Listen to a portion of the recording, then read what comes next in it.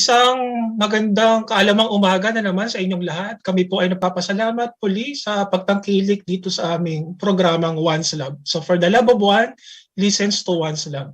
So ngayong umaga, pag-uusapan po natin ay napaka-importanting bagay because dahil sa COVID-19, lalong-lalo na tayong mga Pinoy, we keep on disinfecting. We keep on using alcohol, alcohol gel. At the same time, pag umuwi tayo sa bahay, tayo ay naliligo. At the same time, yung mga in-order natin online, we keep on spraying some disinfectant. We keep on cleaning our houses. Even yung mga pets natin, pinapaliguan natin to avoid yung mga smell or amoy sa kanila na kung sila ay dumami or umihi. At the same time, nililinis natin yung mga bahay natin. Lalong-lalo na itong nakaraang Pasko at Bagong Taon, talagang we want our house to be clean as much as possible. So ngayong umaga, pag-uusapan natin itong mga household disinfectant, itong mga household chemicals, gaano bang ka-importante ito sa bahay natin? At the same time, ano ba yung bad effect, lalong-lalo na sa ating effect sa human at the same time sa ating mga pets. So pag-usapan natin ang mga household chemicals at disinfectant na to. Tayo po ay nagpapasalamat sa pagpapaunlak ng ating imbitasyon kay Mr. Maurelio C. Cabo Jr. He is a researcher in South Korea. Alam ko napaka-busy ng kanyang schedule but pinaunlakan niya tayo. Siya po ay nag-aaral at actually tapos na po siya ng Masters of Science sa South Korea sa Changwon University. At the same time, in a few months from now, mag-aaral po siya ng kanyang PhD degree. So si Sir Mau, the reason why siya yung ating naimbitahan because yung field ng kanyang study is about chemicals. So ngayong umaga, tayo po ay nagpapasalamat sa ating panauwing ngayong umaga all the way from South Korea. So Sir Mau, I actually call him Mau or Sir Mau, but his full name is Maurelio. So for our program for today, we will call him Sir Mau. Sir Mau, bati ka muna sa ating mga tagapagkinig ng ating palatuntunang One's Love. Good morning to all the viewers and listeners of One's Love. And thank you for having me, Dr. Ronnie. It's really my privilege to join you today to share my knowledge. I'm hoping na may maibigay naman ako. Actually, Sir Mau, yung ating programa ay napapakinggan mula Luzon, Visayas at Mindanao at sa iba't ibang panig ng mundo. Meron din tayo actually yung Facebook platform at the same time YouTube channel. So kung meron kayong oras sa ating mga tagapakinig, so please like, share, and subscribe our Facebook channel at the same time our YouTube account sa Katipunan channel. Meron din pong Facebook page ang One's Lab so para ma-update po kayo sa ating mga palatuntunan at information na tulad po ng pag-uusapan natin ngayon. So si Sir Mau ay naghanda ng kanyang PowerPoint presentation. So along the way, magkakaroon po tayo ng discussion tungkol dito sa mga household chemicals or household disinfectants. So Sir Mau, present na natin ang kanyang PowerPoint presentation. Sure, Doctor.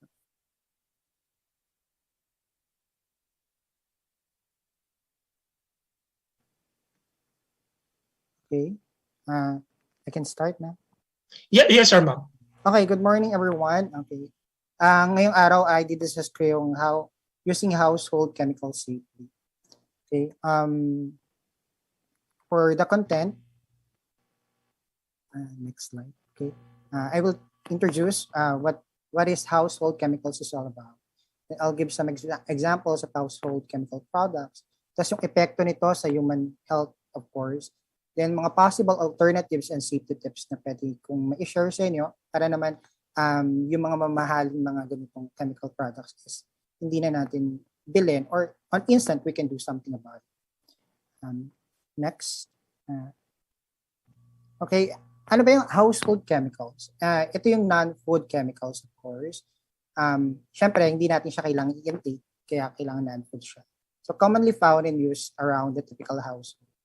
And usually ginagamit natin to for cleaning purposes, pest control, and for general hygiene purposes. In fact, sa New York Poison Control Center study, na laman nila na 85% ng household chemicals labels are hindi appropriate or inadequate. Mm-hmm. So, for the examples of household chemicals, next slide. Okay, some we are using here already. So, sa bathroom and toilet, we're using some, of course, we can see medicines. We can consider that also as household chemical. Then we have disinfectants and surface cleaners. For example, is Sonorox. I can mention some product, right? So, okay. Then deodorant blocks and sprays, when we're using in our body. Then bleach as well, drain cleaners if we want to clean any clog in our drain. Then sewer pipe root control. I'm not so familiar with this, but whoever is using this is also considered as household chemical. Then, of course, the nail polish and polish remover for ladies. I don't know if men also using this, but commonly, categorically, this is household chemical products as well. Hair dye. Sir, may tanong ako, no? Sure. Kasi sabi mo kanina dun sa previous slide, this is not food intake. So hindi talaga siya, hanggat maaari, we are avoiding these chemicals na maswallow. So how about mouthwash? Okay. Usually hindi naman talaga sinasuggest na lunukin yung mouthwash. Right? Okay. Sinasuggest lang ang mouthwash is to just to bleach your mouth. Then after that is you can control it by using water after. So usually yung mga mouthwash natin is very concentrated, diluted. Because kung hindi siya diluted, of course, it will affect our health as well.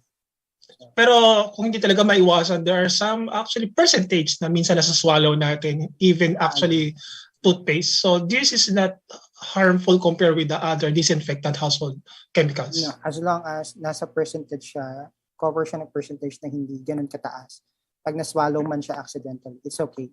And usually mga tips na is you should follow to drink water in order to neutralize the effect ng mga ganun. So immediately kailangan talaga. And then you also suggesting na as much as possible, we dilute it into water because some of the commercial or ads, they're actually drinking, actually using it, gargling it immediately, not diluting it into water.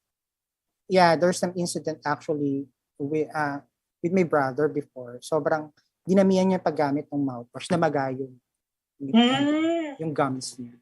So, yon, kaya talagang hindi di ba meron siyang measuring tool yung mga make sure yung cup niya meron siyang measuring. Yes. Critical rin. All right. So thank you so much for that information, Sir Mau. Next po. Okay, yung hair remover like yung VIT, I think ito yun sa binte. Yung sa mga babae usually gumagamit sila nito before nila i-shave. Next is Sir Mau, sige, isingit ko yung VIT niya, sabi mo, no? So hindi lang naman actually sa mga legs or underarm, they are also using this hair removal sa mga, sabihin natin, yung mga secret parts, yung mga private parts natin sa katawan. So hindi naman siya ganun kasama or not harmful compared with other chemicals. As long as wala kang open wounds when using no open wounds, okay? It's okay. But of course, make sure wag kang gagamit mga ganitong chemicals kapag may open wounds ka. Even though kahit cuts lang, mga tongue scratch. So, okay. So, thank you so much, Sir Mau. So, VIT is also, yung mga hair removal, even in our private parts, is also advisable. So, thank you. Next slide. This for kitchen, of course, we're using actually dishwashing detergents and powders, surface cleaners as well, sprays and degreasers, insect sprays and baits. I don't know kung yung lugar is masyadong maraming insects dahil nga na-attract sila doon sa mga food, right? So, drain cleaners as well. So, next is laundry. For laundry, we're using also clothes washing detergents and fabric softeners, bleach. We have laundry solvents, drain cleaners, pet flea powder. We're putting that in the laundry. And shampoo, metal and wood polish for, yung sa natin, just a washing machine. Okay. And washing soda and borax. Okay. Sir, isingit ko lang ulit kasi I'm just curious about the laundry detergent. No? So meron tayo ngayon, dati kasi bareta lang, so yung bar soap. Yeah. Tapos it became lumabas ang powder.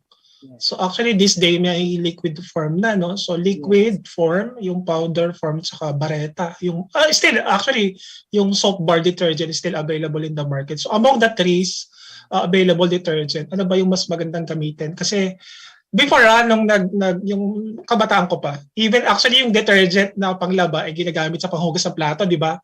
So pag Yes. minsan naglalaba, yung bar ay nalulusaw, hindi masyadong nalusaw. So minsan hindi nababanlawan mabuti. So may mga portion pa ng bar soap na naiiwan even sa mga pinggan. May mga gumagamit naman talaga noon before tapos sa mga damit. And then na-introduce nga siguro the reason why na-introduce yung powder soap para ma-avoid nga yun. But still, ginamit siya sa washing machine. Minsan nabubuo naman, yun yung naging problema sa powder. Di ba, nabubuo siya. So parang hindi na-dissolve thoroughly dun sa, even sa washing machine. And then yung liquid naman, actually, I think, the pinaka-safest, sa nakita ko, Sir Mau, yung based on my experience also, even sa panghugas ng pinggan at sa washing machine, nagagamitin sa mga clothes. So liquid form for me is the best among the three. Pero on your study or research, so among the three na detergent for the laundry, ano bang mas maganda or advisable na gamitin? Even actually yung mga panghugas natin na plato. Okay. Of course, practical kasi talagang liquid na gamitin. Kasi ano na siya, technically, chemically speaking, ano siya, parang yung molecules niya, I don't want to be sound scientific, pero siya, degraded na. Kumbaga mas maliit na. From macro, nagiging nano na siya. So, somehow ganon. So, mas maliit na yung chance nun somehow na maka-apekto sa environment kapag mas maliit yung particles niya. So, or mas nagiging, as long as diluted siya, or I mean, soluble siya sa water. Okay? Meaning, dahil nga soluble sa water yung detergent, I'm sorry, kapag liquid, na siya, totally, so usually yung ginagamit natin mga dishwashing is soluble na. So, of course, mas maganda. So, but, sa akin naman, ang advice ko lang kung gagamit naman ng mga bareta. Okay. Dahil nga, of course, may mga gumagamit pa rin ng bareta. You cannot afford the liquid dahil medyo mahal sa market. Okay? Just make sure na na talagang pwede nilang i-dilute muna. Diba usually may ganun silang process na binababad muna nila yung bareta dun sa water just to create surfactant or something. Before nilang ikaskas dun sa clothes. Okay? So, that way, mas maganda siya gamitin kaysa dun sa powder. Kasi somehow, nakokontrol nila yung bareta kung paano yung dissolution dun sa water. Something like that. So, yun naman. So, practicality lang siguro is the liquid as long as may budget. Okay na. Okay, sa mga bahay-bahay natin talaga, some of our, sabihin natin yung mga kumari natin, yung mga magulang natin, si nanay, si ate, or even si Marites, they keep on using, some of them actually, they prefer to use bar soap because of the price. So after the leveling from powder soap, then nagkaroon nga ng liquid. So yung price naman, yun yung nagkakaroon ng bad impact naman sa economy sa mga gumagamit yung liquid. But on the lighter side, so may magandang effect pa rin naman. So actually bawat technology or sabihin natin yung mga level of advancement ng even sa bar soap. So may mga pros and cons. So ito nga yung okay gamitin but we need to consider also the pricing. So thank you so much for that, Sir Mau. Next slide is in the garage and storage shed and pool areas, we're using petrol, yung mga ready-made na for the car, of course. Then they're also using methylated spirits or turpentine and white spirits. And then also paint strippers nilalagay sa storage and garage for if they want to recoat or whatever they want to repaint something in their house. Then car degreasers, kailangan sa engine, and rust removers as well. Lubricating oils as well sa cars as well. So, radiator additives and brake fluids. And kung may pool sa bahay, kung medyo maluwan-aluwan yung pamumuhay nila, okay. They're using, of course, cool chemicals and pesticides. And also pesticides kasi usually, although hindi siya common sa mga bahay ng I know gumagamit yung mga bahay natin ng mga common pesticides na nabibili. I like Baygon or something. Okay. But meron na ngayon mga bagong pesticides na mas ini-spray lang or something. Hindi na gumagamit ng mga balls or something. So yun. Alright. Sir Mau, isingit ko lang sa disinfectant kasi sabi mo ngayon sa swimming pool, no? So, sabihin natin yung mga kabataan ko pa rin. So, minsan may nabibili naman talagang chlorine na naka-powder form. Totoo. So, aware ka ba doon? So, sabi nila, ito daw yung ginagamit sa swimming pool. Tapos, pagka daw hinalo sa tubig na medyo madungi, na madungis, pwede daw inumin. So, ano ba yung pwede mong ma-share? Is this a fact or a myth? It's a myth, of course. It's a myth. Hindi pwedeng inumin yung chlorinated powder, imimix mo sa water, tapos sabihin mo, chlorinated na siya, malinis na siya. No. Kasi the process of distillation of water, hindi naman forget na minix mo lang yung chemicals, tapos pumuti na siya. I mean, cleared na siya. Sorry sa word. Ano na siya, drinkable na. No. That's why may process sa purification of water, distillation process. Because after adding some chemicals, you need to remove of course, parang ano yan, pinapaliit niya lang muna yung mga particles dun sa impurities dun sa water. But the thing is, yung may mga natitira pang maliliit doon na kailangan mo siyang i-volatilize, something like that. So, kailangan ng distillation. So, it's not really a fact. So, sa mga kabataan dyan na feeling nila malinis ng tubig, no, it's a no-no. Kasi somehow, halogens like chlorine, kapag humalo siya sa blood natin, kasi hindi siya visible kapag na-dilute siya sa water. So, ang epekto nun is severe. So, make sure not to do that. Okay. So before we go on to yung bad effect, no? Sir, one more, Sir Mau. Kasi minsan yung sabihin natin yung nawasa, or sabihin natin yung mga water distributor natin sa Pilipinas, no? Even sa Manila. So may na-experience ko dati, parang ang taas ng amoy ng chlorine nung tubig. So, ano ba to? Safe ba to inumin or safe ba to gamitin? Kasi parang, na-experience ko lang naman. Ayoko naman magkaroon ng disclaimer na ito talaga yung binibigay niya. But I experienced this na minsan yung water from, sabihin natin mga water distributor natin, ang taas ng chlorine smell. So, tama ba yun?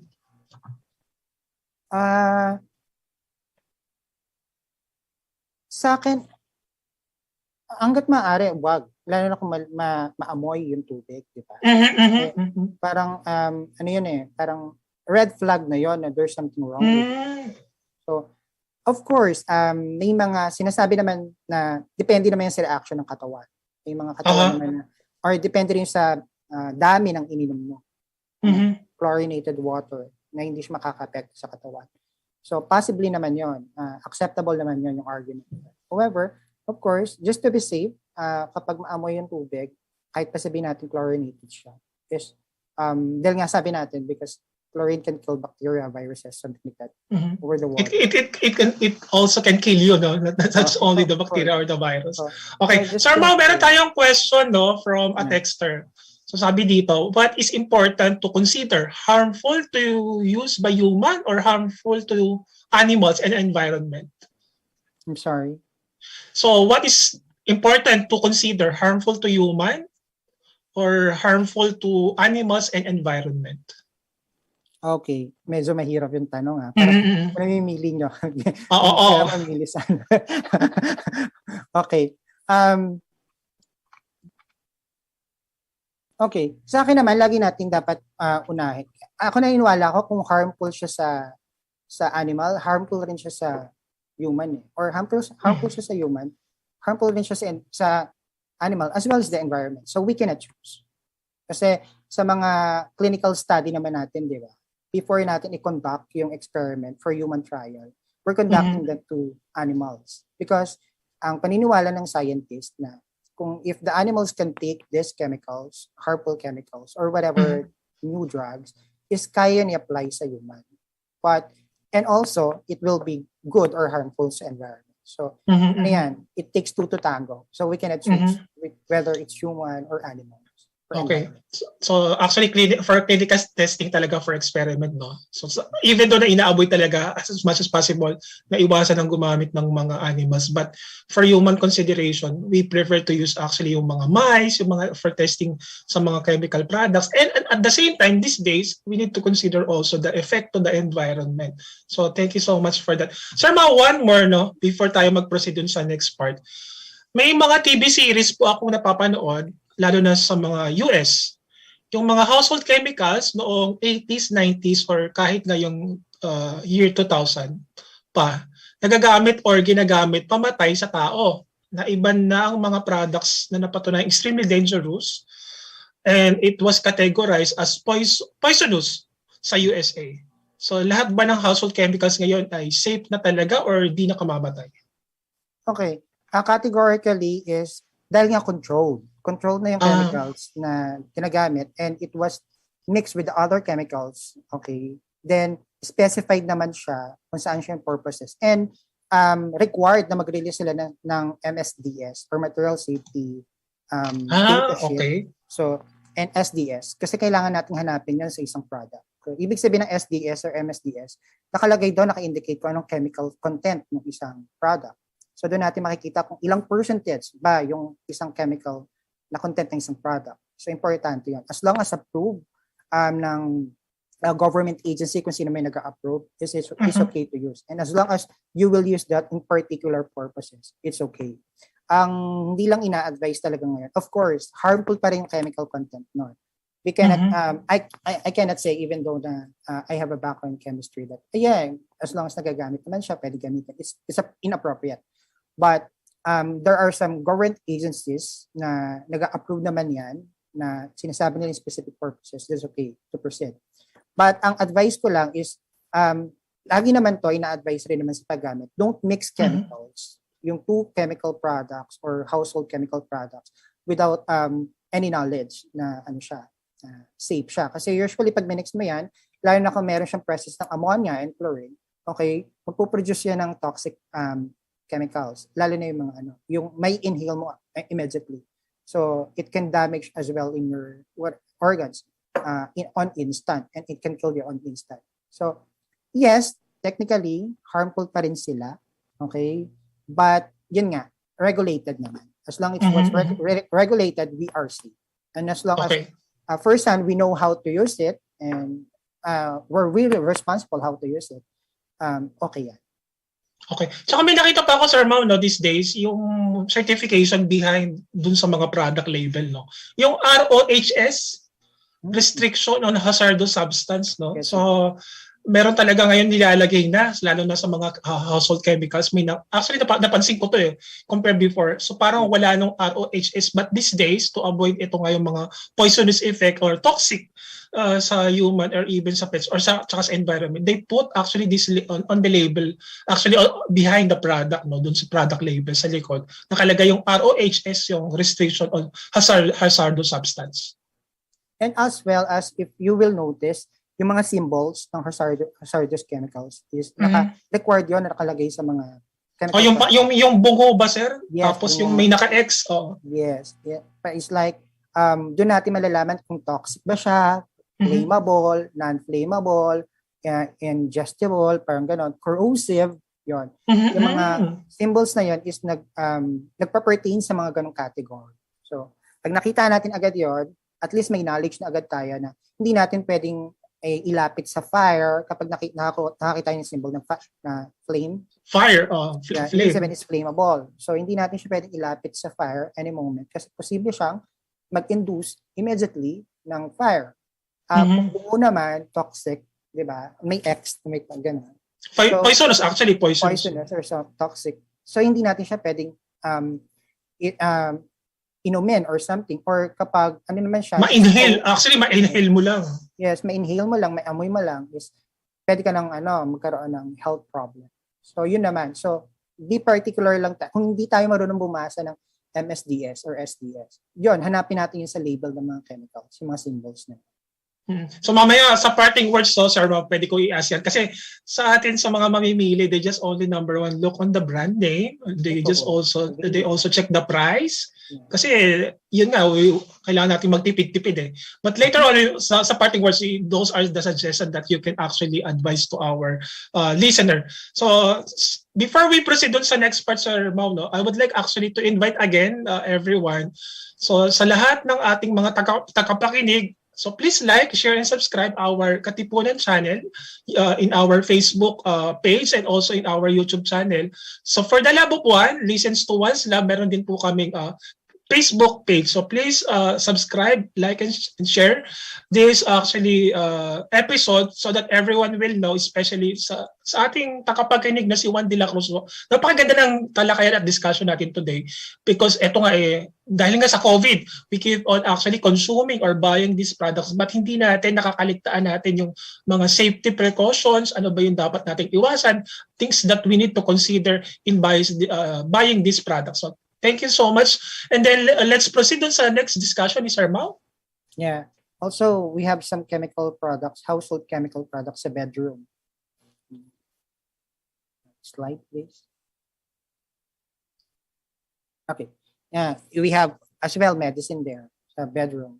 Tapos, like yung sa mga cough, di ba? Meron tayong mga instant medicine. So, cosmetics and perfumes, considered rin yan. Chemical products. So, yung naphthalene, we have wardrobe blocks and insect repellents. We're putting that as well sa mga cabinet natin, di ba? Para hindi naman masira yung mga clothes natin. And mga moy, yung kulob. Then, yung button batteries ngayon is harmful rin yan. Actually, may content kasi yan ng chemicals. So, as long na hindi naman siya broken, it's okay. Okay. Then, vaporizer fluids as well. That's also a chemical. Then, liniments, they consider that as chemical. So, next slide. Sir Mau, regarding dito sa mga, mga sabihin natin, not just only bedroom essentials, no? But also, actually, these days, sabihin natin ng mga tito-tita, may mga inhaler, may essential oil. So, upon traveling, they carry this one. Yung iba nga, nabasa ko, no, pag nag-check-in sila sa hotel, yung kanilang pillow, ina-sprayan nila ng essential oil para mabango or refreshing or even nga yung iba, lavender essential oil yung ginagamit para maganda daw yung tulog nila. No?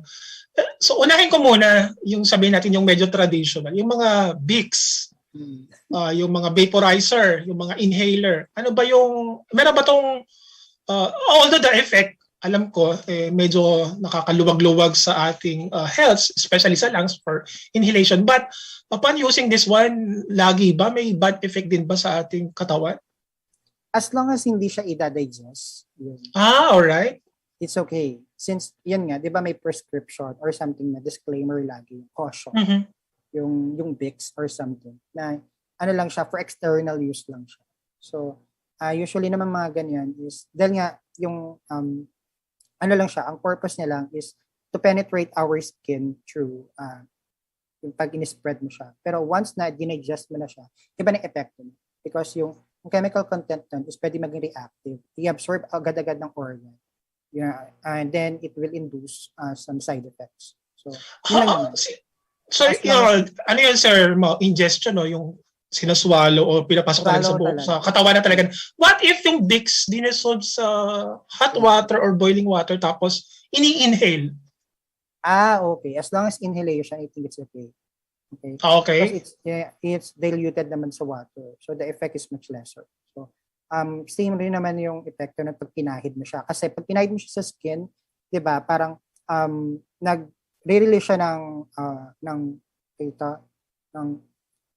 air or something na pwede mong inhale. So it's the same effect we need to use to dilute with water. As long as you will not digest it totally without water or something. Okay. Yung mga inhaler na kasing lalaki ng ating mga daliri, di ba? Yung kulay puti. Tapos yung iba talaga pinapasok na mismo sa ilong, no? Sabi nila para. So, those are actually harmful, no? Hindi naman talaga yun yung proper to use of those inhaler. So, dapat may mga distance pa rin talaga sa ilong natin. Not totally talagang, yung iba talaga nakikita ko pinapasok na talaga sa ilong nila. Yeah, kasi accidents happen naman anytime, di ba? So, what if you insert the inhaler tapos hindi na siya lumabas, na-stuck siya sa nose mo, it can induce some infection. So, I think yun yung precaution na pwedeng sabihin ng medicine or medical field kung sino may magsasuggest. And that's why yung inhaler is may distance or sa labas lang siya. Yun lang yung purpose niya. Kasi nga, anything solid na pwede mong ipasok sa ilong is tapos can promote some infection pag matagal na. Okay. Sir, matapos na tayo dyan sa medyo, sabihin natin, nandiyan pa rin naman, hindi naman siya makaluma talaga. Talagang ito yung mga basic natin. Ngayon, naglabasan ang tinasabi natin, essential oil. So ano yan, actually even sa market, online, internet, everywhere, Sikat na sikat mapunta nga ka sa yun. mga social networking, talagang sikat na sikat ang mga essential oil. So At mahal siya. number one na question ko, ano ba yung magiging epekto nito sa atin, sa katawan natin, itong mga essential oil? Is this bad or good? Ano ba yung mga pros and cons nito? Essential oil kasi is aromatic, meaning is, it will give us parang peace of mind. So nagsisecrete siya ng another, tinutulungan yung endocrine system natin to secrete hormones for us to stabilize our stress. Bababa yung stress natin. So it will help may health benefits talaga siya. However, may issue tayo about sa organic and non-organic essential oils, right? You've mentioned, Doctor, before. So, ang issue lang naman doon is yung content ng pesticides, okay, dun sa essential oils. Ang problema is hindi yata regulated ang essential oils sa Philippines. Correct. So we cannot exactly determine and ask for, okay, do you have certification for organic essential oil for this? So we cannot do that. So, but in the US, they have the regulation na parang dapat ang mga essential oil is organic, may certification, kaso mahal. So kaya ang pinagtatalunan lang naman doon is yung process ng extract ng essential oil. Kasi sa organic is talaga siya, through may purification, distillation process. Pero sa non-organic, they're using cold press pa rin. Which is pag cold press, nasasama pa rin pesticides. Yung mga impurities pa rin ng pesticides. Unlike yung sa magandang process, yung sa organic talaga is nasa-separate yung impurities ng pesticides. So yun lang naman talaga yung differences nila. So may mga, so ibig sabihin may mga available locally or sa market natin na hindi talaga siya regulated. Some of the essential oil are using chemicals. Pag conventional essential oil, sure yon na usually medyo pang may halong konting pesticide. That's why di ba pag minimix natin siya, I don't want to generalize, baka kasi offend yung mga gumagamit ng essential oils. So just yun nga, may disclaimer rin naman sila na as long as ilang patak lang, few drops lang and they will dilute it with water or something in other essential oils. I think it's safe.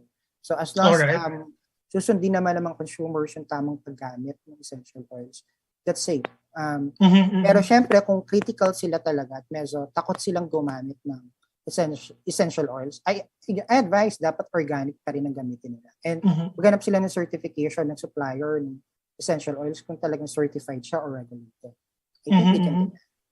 So ito yung mga oil bularyo yung tinatawag nila, no? Sa dapat talagang i-consider natin yung process. Actually, yung sabihin natin talaga na yung epekto nito itong mga essential oils. Even me, no, before gumagamit ako ng essential oils kasi talagang nakakapag sabihin, may magandang effect pa rin talaga. Nakakapagkalma. But there are things that we need to consider, yung mga process, also the price, yung organic or non-organic. So ganda pa rin ang ating discussion dito sa essential. So maybe in future, no, magkaroon tayo ng another discussion about sa essential oils. So thank you so much, Sir Mau. So proceed po tayo dun sa next discussion natin. Kasi naging curious lang ako dun sa mga essential items natin na ginagamit sa bedroom. Oo. Marami na kasing gumagamit. Sikat na. Correct.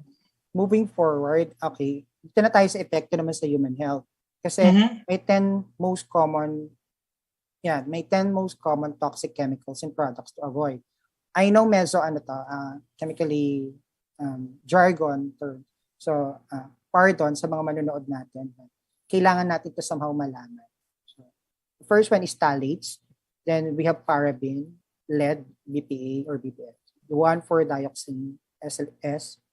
I'll explain later what is that. PVC, triclosan, Oxybenzone, and diazolidinyl or amidazole, lidinyl or urea. So technically it's urea. So all of that, this chemical is toxic. Okay. Next is, let's start with phthalates. Okay. Ito yung phthalates, nakaka-apekto siya sa brain. Usually, nakikita natin ito sa pregnant personal care or sa cleaners, sa air freshener, sa toys, mga bata, pero sa plastic food packaging. So, ano yun, nakaka-affect ito sa ating hormones, endocrine system. So, it can also lower sperm count, or di ba, sa, and developmental toxicity as well, reproductive toxicity. So, safer option is, of course, to reduce the usage of it. So, next is the paraben. Okay. Next is parabens. Ito naman is usually ginagamit ng preservative sa food. And also, we can found it in shampoo, conditioner, lotion, facial, or shower cleaners even. So, ang health naman concern is the same with phthalates. So, ano rin siya, endocrine hormone rin siya. So, medyo mahirap siyang distinguish. But usually, pag tinignan yung label is as long as meron din paraben na term, kahit mahaba pa yung chemical compound na nakalagay, is ano yun, connected sa parabens. Walang regulation about this, even sa US, sa European. So, I think, depende ito sa dami na may induce mo. So, next is lead. Usually, ang epekto kasi ng lead sa adult and children, mas grabe sa bata. Kasi mas na-absorb nila immediately yung lead compare sa adult. Okay? Usually, ito, recent may balita na yung minix na gravy sa US to, sa canned goods, is may content ng higher lead. So, of course, kailangang i-recall yung mga ganung product. So, Sir Mau, kasi ginagamit yung lead, no? Kung bumibili ng mga toy products ngayon, no? So, nakalagay lead-free. Yes, dapat. Dapat tinitingnan nila agad yung ganung disclaimer kung lead-free ba talaga or what. Kasi, how about yung mga canned goods? Kasi, alam ko paggawa ng can, kasi di ba may percentage ng tin, may percentage ng lead, may percentage ng other metals para ma-form talaga yung lata, yung mga dilata natin. So, dapat ba namin i-consider na yung lata mismo o yung products, nag-claim sila ng lead-free yung kanilang can container? Dinedeclare naman nga, ayun nga, hindi nila sinusulat kadalasan na ilang content ng lead doon. Kaya hindi tayo medyo nakakasiguro. But of course, just to be sure, okay, as long, yung mga nire-recall naman na product kayo sa canned goods is more nahaluan yung mismo pagkain. Yung pagkain ng lead. Pero yung sa can mismo is, as long as hindi mo naman siya ngangat-ngatin or something, it's okay. So there is no actually chemical reaction between the foods at the same time dun sa lata. So walang chemical reaction. Wala naman. As long as regulated naman. I mean, mababa. Sobrang mababa. Pero yun nga, wala kasi tayong assurance kung hindi nila dineclare. So hindi natin alam. Okay. So somehow. But of course, that thing, I think, I cannot tell exactly. Kasi nga, hindi nila dineclare. So dapat may regulation din talaga sa paggawa ng lata, no? Pag-manufacture din pala nun. So dapat pala may regulation din sa ganun. May question ba tayo? Okay. Sir Mau, meron lang akong tanong na dito sa ating viewers, no? Bakit ganon? Alam naman pala nila na bawal o nakakasama ang ganitong uri ng chemical. Bakit pa nila nilalagyan yan? Ano ba ang function ng paraben sa mga produktong ito?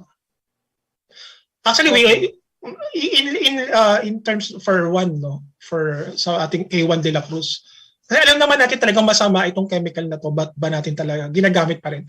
Actually, maybe Sir Mau later on, I will just add on his answer about this. Okay. Yeah, I can, yes.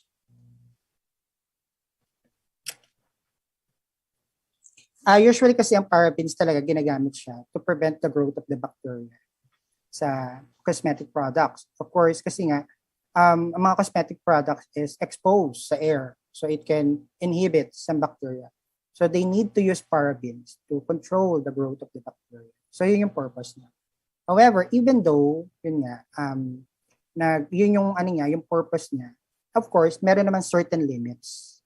Ang sinasabi naman nito na ng paggamit ng mga ganitong harmful is, hindi naman pag sinabi natin, may parabens yan is harmful. Okay? There's some limits. Kung lumagpas siya... May percentage dapat. May percentage lang. For example, lumagpas siya for about 3%. Kasi ang allowed na parabens is 2 to 3%. So kung lumagpas siya ng 3%, of course, hindi na yun. Although, sabi na natin, nagko-control siya sa growth ng bacteria, nagiging harmful naman siya sa'yo. Okay, pag sobra. So, yun lang naman. So, harmful yung mga chemicals na to, but may purpose talaga siya. May specific purpose siya kung bakit siya ginagamit sa mga cosmetic or sa mga product.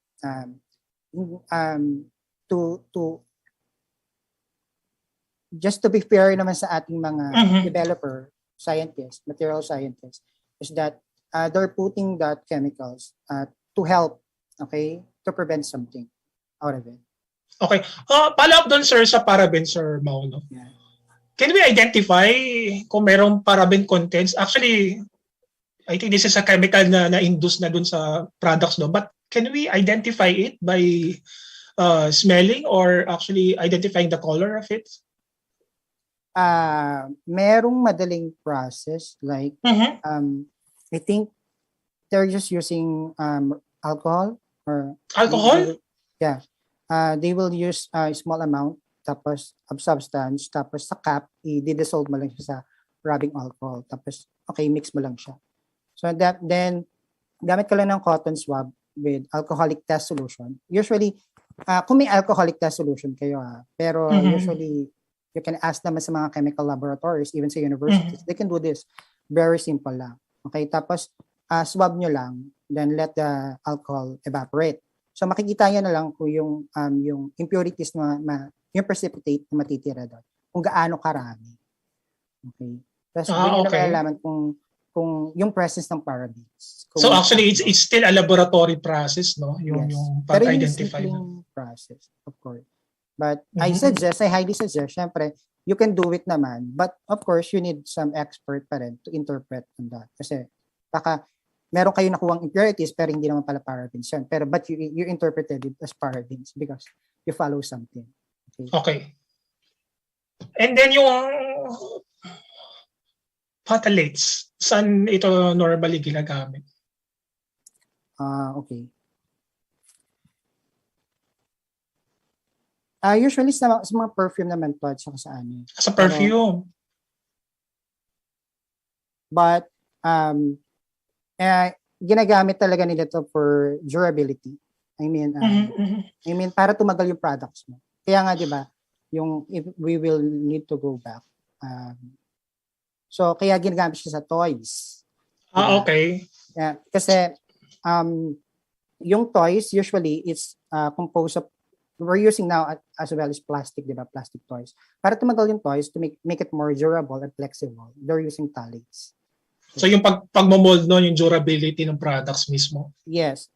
For example, they use PVC in the toy. So if they will put phthalates, okay, nakakatulong yan para soften the PVC. Para to make it more flexible. Kasi ang PVC is somehow it's hard. So if you will put some phthalates, mas lalambot siya, mas magiging madaling gamitin yung toys for the kids, of course. Pero dapat may certain percentage lang talaga, no? Kasi yung inaavoid talaga natin na maging harmful yung products na yan, especially to human, especially for kids sa mga gagamit nito. So, next, Sir Mau, before tayong meron kasi ako mga few questions, parang fact or myth, and then you can actually make a wrap-up of your presentation, and then later on, meron akong mga facts and myth na questions sa iyo. Yeah. Sure. Okay. Proceed na ako, Sir Ron? Yes, Sir Mau. Okay. For bisphenol A, the other one, the PPA, is ito usually ito nakikita to sa plastic bottles, sa mga plastic bottles. Sa mga PET bottle. Yeah, sa mga PET bottles. So, ang epekto nito is talagang sa ano rin, sa organs natin. Liver, sa kidney, something like that. But there's also a certain percentage hindi ito yung basta na-intake natin or something is automatically may epekto na siya. So, may certain limit rin na kailangan natin siyang i-intake. Although in Denmark, Canada, and France, they already banned some plastic bottles for our products na may content ng bisphenol. In fact, kung inform kayo sa resin, ginagamit nating resin is usually mga commercialized resin is from bisphenol A. So, kaya medyo harmful siya. So, okay. Sir Mo, kaya ba merong expiration ang bottled water? That part, I'm not so sure, Dr. Ronnie. kung bakit may expiration yung mga bottled water. Kasi I'm curious, no, nag-expire ba ang tubig, but the same time, it is inside the bottled water. I think that's why, because of the chemical in the PET bottle itself, kaya nakikita ko na may expiration ng isang mineral water or PET bottle or yung mga ganong products. Ang idea ko doon is that siguro hindi nila promote yung yun nga, yung dahil nga may content, kung may content siya talaga ng BPA. Pero yung exposure sa BPA is to limit. Kaya siguro nilalagyan nila ng expiration date. I agree with you, Dr. Ronnie, na siguro yung purpose na in order for us to lessen the exposure from BPA, from plastic bottles or something, is kailangan i-recycled siya. It's either i-recycled or talagang siya, wag nang gamitin. Okay. Ang glass ba na chemical is nakakasama daw sa tao? Using a glass. Kasi instead of using plastic, instead of using tin, or sabihin natin any canned products, glass. Among the three, ano ba ang mas magandang safer to store our chemicals? Safe pa rin naman talaga yung plastic somehow. Kasi non-reactive siya. Plastic is non-reactive. Unlike with glass, somehow, posible pa rin siya mag-react. Dahil nga, because of the presence of silica or something. But plastic is not. That's why economical usually yung gamit ng plastic. Bukod sa, matagal gamitin because it's... Alright. Yeah, recycled. Ako sir, may nakakurious lang ako, no? If you buy a muriatic acid in a drugstore, no? The muriatic acid is inside the plastic container. Ang hirap na static. Hindi, di ba? Tama naman yung observation ko. So yung muriatic acid, it actually dissolve, even it corrodes metal, or actually sa skin natin may masamang effect. At the same time, it dissolves some of the plastic, di ba? But it is in store or being sold, sell in the market that is inside the plastic bottle. I'm not quite sure if they will selling it with plastic bottle. Yeah, really. But naka-experience ako na, actually available naman talaga sa market. Yung lalagyanan niya talaga is plastic. Plastic, okay. I think ang ginamit naman nila doon is highly, what do you call this? HDPE. So napakagandang storage pala nung ginamitan ng muriatic. The plastic is highly high yung molecular weight niya. Pag kasi yung high yung molecular weight ng plastic, meaning mataas yung yung hydrogen bonding. I mean yung covalent bonding. So meaning even though acid yung hindi madaling i-attack ng acid yung plastic na ginamit na. Okay. So napakaganda ng cross-linking ng plastic. Observation analogy natin. Ang hirap observation. Correct. Nasa normal tour. Pero yun yung purpose na. So I agree naman na may mga plastic na gano'n. Thank you. So next, Sir Mal, before we wrap up our question, kasi gusto ko talaga mag-fact and meet ng mga questions sa'yo. Okay. Ito rin, yung chemical sa 1,4-dioxane naman, is yung, ito yun, sa shampoo to na nakikita, even sa bubble bath or something like that. So, it can induce cancer at certain limit again, okay, and organ system toxicity and irritation. Then the next one is the SLS or sodium lauryl sulfate. Ito nakikita rin to sa common naman siya sa common rin siya sa mga shampoo. Okay? So, the next is PVC. Ito yung mga plastic na ginagamit natin. Usually gawa na siya sa PVC. So, harmful rin siya kasi yung vinyl ester content niya. So, toxic rin siya sa human health. Next is triclosan. Triclosan. Next slide. Yeah. Triclosan. Ito, ginagamit to sa toothpaste. Okay? Antibacterial soap, cosmetic, toys, furniture, mattresses. Yun rin. Ang epekto rin ito is sa hormones. So, and it can induce breast cancer kapag nasobrahan yung paggamit. So, next is Oxybenzone. Ito nakikita sa sunscreen. If you're using too much sunscreen, okay, at saka pregnancies, meron itong Oxybenzone. Yun rin. Hormones rin yung yung dinidisrupt ito. And it can induce allergies as well. Oh. Okay. Then we have imidazolidinylurea. Usually pag urea naman is harmful talaga siya. Ang adverse reaction niya is when we sa ice absorption or inhalation ingestion sa dermatitis, it can induce dermatitis and allergies as well. So carcinogenic rin siya. So pag na-inhale natin siya sa lungs, is masama siya. So next, okay? So ano yung possible alternatives or safety tips? Okay? Sa mga chemicals sa paggamit ng household chemical products. As always, we need to wear gloves. Okay? Whatever chemicals we're using, if you know na corrosive siya, flammable or something toxic, use always gloves. Okay? For example, sa cars, instead of using ethylene glycol, they're using now propylene glycol kasi mas less toxic since nakaka-damage ng kidney yung ethylene glycol. So, number one tips lang. So, second is, kung nagpipaint ka na ng bahay, okay, next slide. Kung nagpipaint ka na ng bahay, always keep windows and doors fully open. Okay? Mas maganda maglagay kayo ng nung bar fan para parang ano siya, mag-circulate yung air. Okay? Aside from open yung window mo tsaka yung door. Then the next one is, okay, kapag meron kayo mga batteries like sa car or whatever batteries, yung button batteries, don't open it kasi it can produce harmful chemicals na pwede mong ma-inhale. Okay? Then, yun pa, baka pwede yun biglang makain siya ng pets nyo or ng paglaruan ng bata, may bata kayo sa bahay. Is, alam niyo na may mga bata lagi kinakain kung ano yung makita nila. So, yun. So, possible rin, next slide, never mix two cleaners of different kinds together. Kasi especially, yun nga, sinabi ko kanina, kapag nag-mix yung ammonia and chlorine, they can induce harmful chemicals na pwede mong ma-inhale.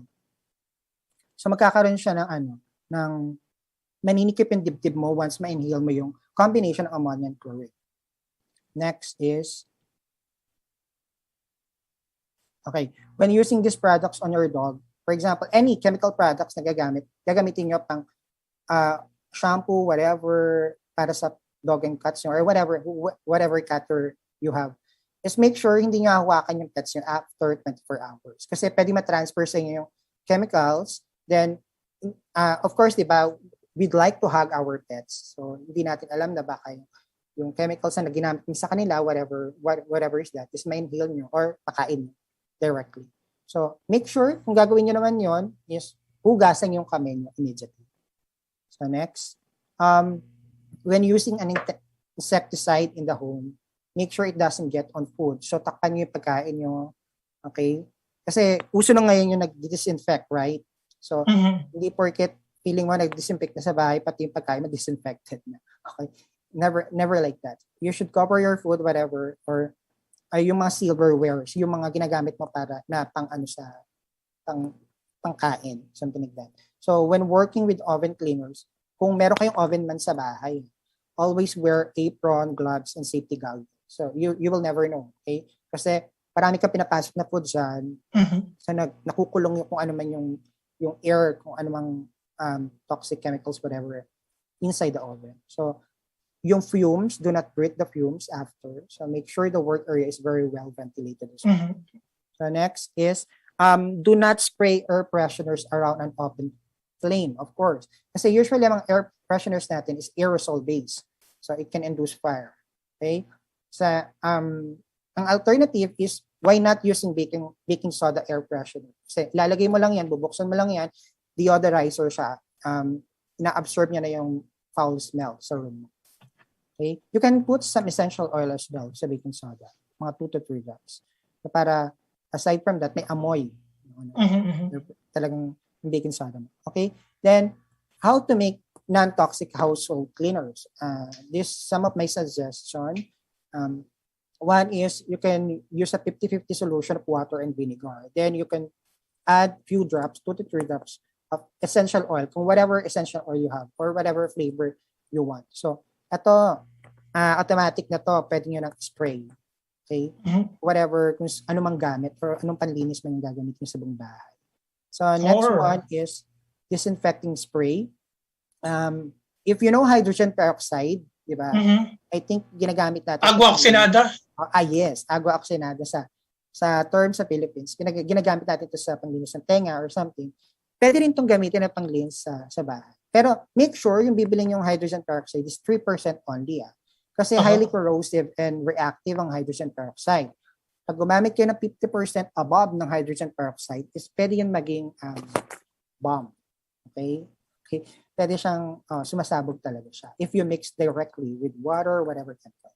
So, ang aking hindi porket sinabi kong hydrogen peroxide is whatever yun ay bibilin nyo na automatic. It should be 3% only. Then you can mix it with water if you want, or no water kasi 3% lang naman. Then pwede na yun, disinfecting spray. Then you can, yung sa scouring scrub, ito ginagamit naman to panglinis sa bathtub, sa mga tiles. So if you have baking soda, castle soap, and peroxide, makakagawa na kayo. And you can use also scouring powder. Ito ginagamit naman, for example, sa kitchen. Yan. So if you want, kung wala kang pambili ng dishwashing liquid or something kung linis, scrub, you can use this. Ano lang to, baking soda and salt. So, or kung wala kang degreaser, your clogger, yung sa clogging, pang-alis ng clogging, so you can use a scouring powder as well.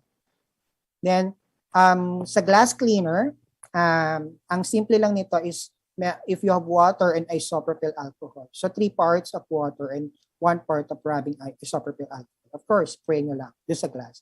So kung yung glass yung masyadong pamputina, you can use this. Then, cleaning wipes, you can recycle your old clothes, whatever you have. So make it your cleaning wipes instead of buying again more and more, something like that. It's very economical to reuse and recycle your old clothes. Then another one is drain cleaner. Ito, you need the baking soda as well, 1/2 cup, then followed by 1 cup of vinegar down the drain. So plug the drain to keep the bubbles inside. When the bubble stops, flush it with very hot water. After 5 minutes, flush again with cold water.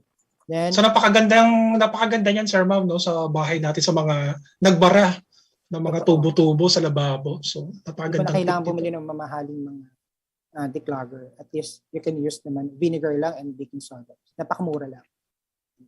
Then sa carpet cleaner, if you have carpet as well, so you can use the following: hydrogen peroxide, vinegar, baking soda, clear dish soap, club soda, rubbing alcohol. It's the same with drain cleaners, yung preparation. So and it depende naman to sa stain. So usually naman kapag mga heavy stain, you can use the hydrogen peroxide directly. Okay. Then the last one is for dishwasher detergent and rinse aid. You can mix together borax, or it's like a baking soda, and washing soda, and citric acid, and kosher salt. So, yun lang. And that's end my presentation. Okay. Sir Mo, meron lang, before we end, meron akong question. Is this a fact or a myth na after magpintura ng bahay, sinasuggest ng mga magulang natin o even ng pintor ay maglagay ng suka dun sa, para i-absorb daw yung smell? Is this a fact or a myth? It's a myth for me. Kasi usually, ang function talaga ng vinegar is ina-apply talaga siya before painting. Kasi, for example, you want to paint a wall. Nag-a-apply talaga ng vinegar.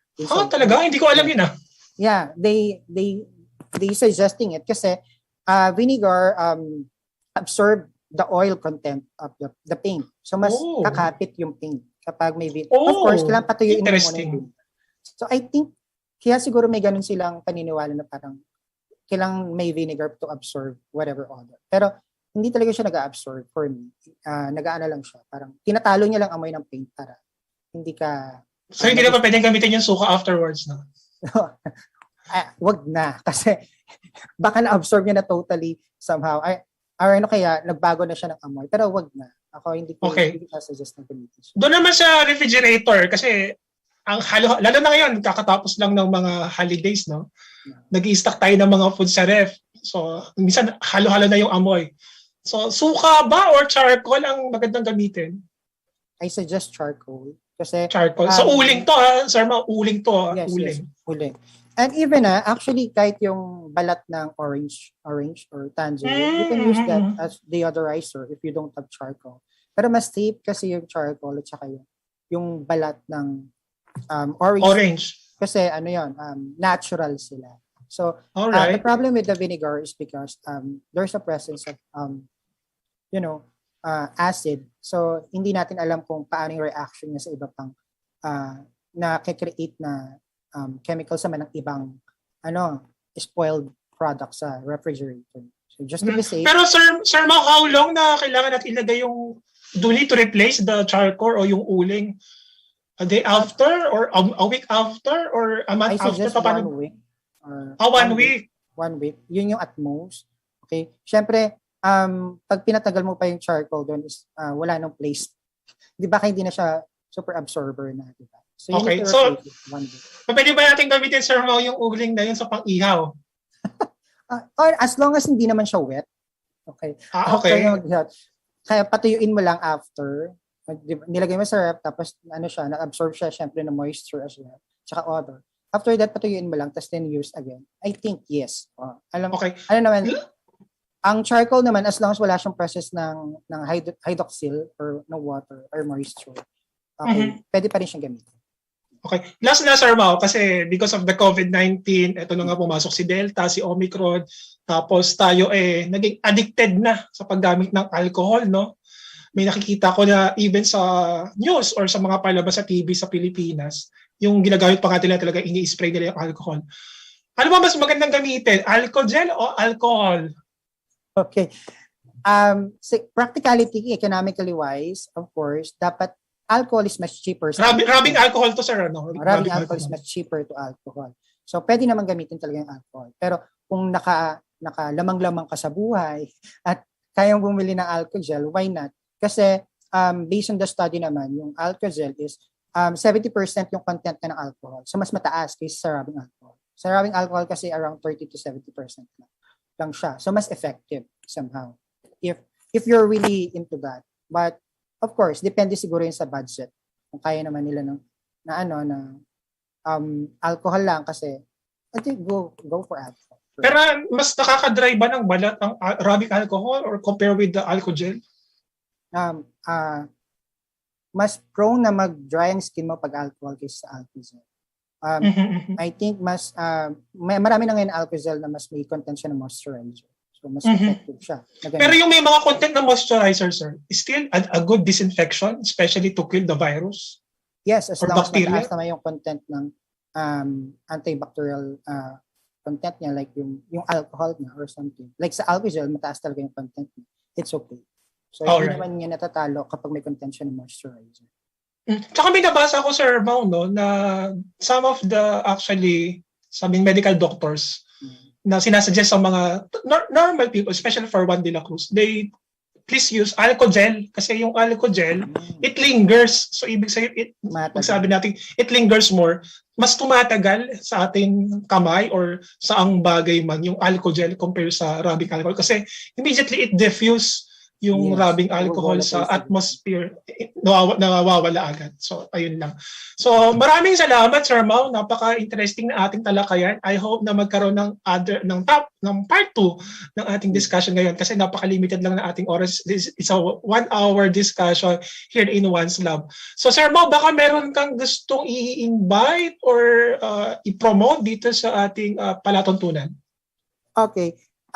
Po-promote ko lang na may mga published paper ako. So you can easily search my published paper. If you're into research, just cite my paper. Or you can email me at directmau@changwon.ac.kr or directmau@yahoo.com for further questions and I can explain them.